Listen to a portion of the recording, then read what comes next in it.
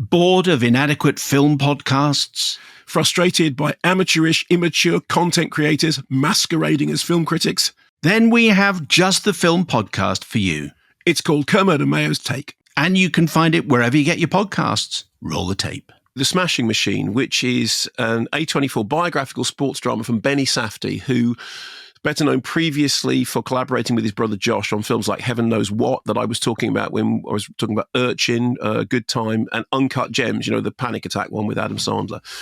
This is based on a documentary from 2002, The Smashing Machine, The Life and Times of Extreme Fighter Mark Kerr. Now, I need to say, initially, I haven't seen the documentary, and what I know about extreme fighting, ultimate fighting, MMA, is nothing at all. So, this features Dwayne Johnson as Mark Kerr, one of the original I suppose it was the MMA fighters whose name story I didn't know. And in fact, in the end credits, they say nowadays these fighters are, they're known all over the world and they're celebrities, but this is his name and you need to remember it. So MMA, ultimate fighting, whatever it is, it's basically what it sounds like. It is a very brutal mix of kickboxing, wrestling, punching, throwing, and at the point that we join it, occasionally biting. It's politely referred to as full contact or ultimate fighting.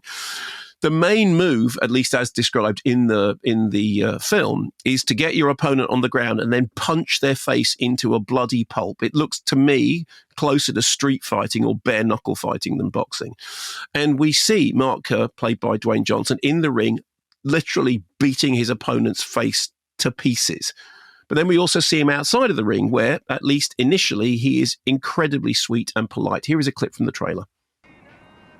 How did that happen?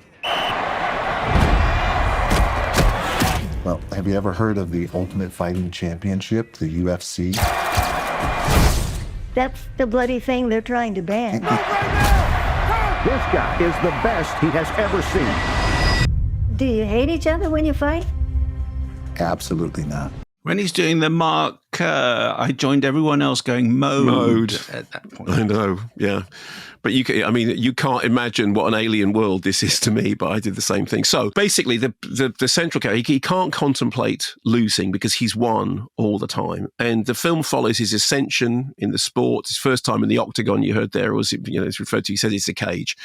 His bouts in Japan as part of the Pride tournament, his friendship with Mark Coleman, who's played by MMA heavyweight Ryan Bader. Again, I don't know these names because I don't know anything about the sport. Against whom it turns out he may end up having to compete in the ring, which would be a challenge in itself. And we see how the sport changes. We see at the very beginning the Japanese outlawing a whole bunch of things that Mark does as sort of signature moves, headbutts to the head, headbutting characters, and kneeing somebody in the head when they're down on the ground. Apparently, it's is that banned? Apparently banned for safety. Although then I did some research about it, and somebody said no, they just banned it because it made the games really short, so they want the games to last longer. We also see his home life with his partner, Dawn Staples, who is played by the great Emily Blunt. We see how his devotion to the sport makes him turn to painkillers. The strain on his relationship. She can't be in his head when he's doing the sport. She wants to be beside him, but he says, no, every time she walks into a room when he's training, everyone gives her filthy looks because they think that's going to take his mind off it. Now, here's the thing. The story itself isn't that remarkable. I mean, it's not Raging Bull. It's not got that kind of epic King Lear thing through it. It's not a voyage through a man's life.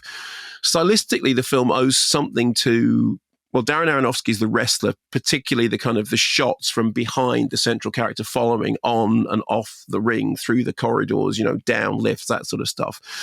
And of course, David O. Russell's The Fighter. Both of those movies, The Wrestler and The Fighter, were both big awards contenders. And I think that this is being sort of lined up as a big awards contender for Dwayne Johnson. I mean, this may be the film in which Dwayne Johnson, in the same way as, when Zac Efron was in Sean Durkin's Iron Claw, and people were talking about that as being an awards film, although it didn't quite work out the way it was meant to. But I think that this is being lined up as, this is the performance by Dwayne Johnson, that you haven't seen him like this before. This is the one that really proves that he's an all-round actor. I mean, he is unrecognizable when you first see him, and he obviously has always been massively bankable. But that kind of critical plaudits out, other than for his sort of comedic work, people haven't talked about him as a great actor, and his performance here is really, really good.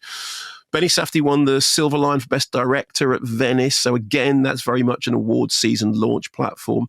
I mean, it's very well made. The fight scenes are authentically brutal. I mean, it's really like watching people beating seven bells out of each other. And it's really, I found it quite hard. As for the story feels like it's a very truthful version of a story. I have to say it is somewhat dramatically inert, because the story isn't in and of itself particularly remarkable. I kept wondering when, you remember there was that film Foxcatcher, which is a sports movie, but then has got this unbelievable thing that happens at the end that I didn't know anything about because I didn't know anything about it. And I kept wondering, is this story going towards some terrible thing that I should know about? But no, it isn't. It is literally just the story of somebody finding their way in this sport and through their relationships.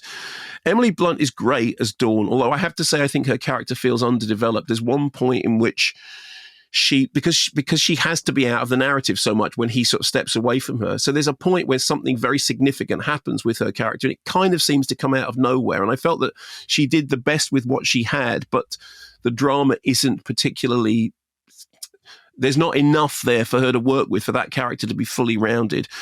Very interesting use of some pop needle drops. I mean, you heard there Elvis doing My Way during the Vegas period, and actually there's a version of Don't Be Cruel by Billy Swan. Do you know that version? It's like a slower version from the 1970s. No, I mean, I know Billy Swan and I know Don't Be Cruel, but I don't know that version. Well, it's my new favorite thing. It turns up in the film and I thought it was great. So anyway, look, it's really well made. I think if it gets awards attention, it's going to be for Dwayne Johnson. I think the story itself is, I confess, somewhat unremarkable. I think that's the problem. But there's also the strength, because it is unremarkable because it's true, because it is just a period in someone's life in which they are finding, and they're so nice and so sweet out in the world when we first meet them. And then the fighting is so brilliant. I don't know whether you've ever seen Ultimate Fighting or MMA fighting or cage fighting, but surely if the point is to smash someone's face to a pulp, you don't last very long in that sport. Yeah, well, that's it. And yeah, I mean, people are literally in the movie, and I've never seen one of these. I've only seen it in the film. You get them down the floor, and then you just punch them in the face until the referee stops you because you've broken every bone in their face. Doesn't sound like a whole lot of fun. But anyway, but the movie is The Smashing Machine.